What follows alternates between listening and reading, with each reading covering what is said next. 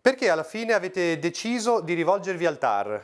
Perché non abbiamo ottenuto risposta dall'ente d'ambito o da Città Metropolitana ad una semplice domanda: è o no un impianto che depura le acque quello del Rotostaccio di Riva Trigoso? È una domanda che non faccio solo io come sindaco, ma se la fanno tanti cittadini, perché è il presupposto per il pagamento in bolletta della quota di depurazione.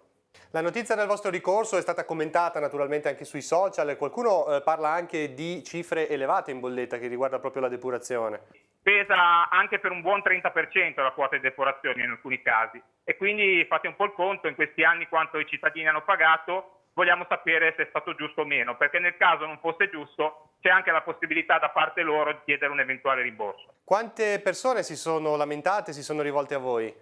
Sicuramente un centinaio di persone da quando sono sindaco che mi hanno fatto questa domanda, e ce ne sono alcune di queste che si sono riunite già con degli avvocati, alcune privatamente hanno fatto già dei ricorsi che sono pendenti presso i tribunali competenti. Sa com'è andata?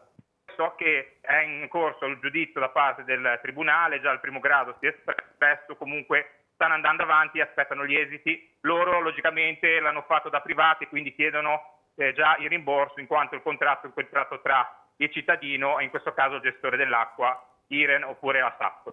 I cittadini di Casarza Ligure devono già fare qualcosa o occorre aspettare la sentenza del TAR?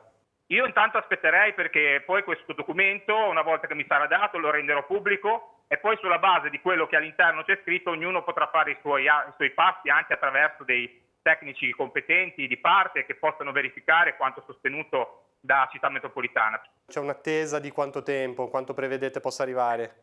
E l'avvocato mi ha parlato di circa 4 mesi per la pronuncia, diciamo, da parte del TAR. Poi i tempi della giustizia, lo sappiamo, non sono molte volte quantificabili.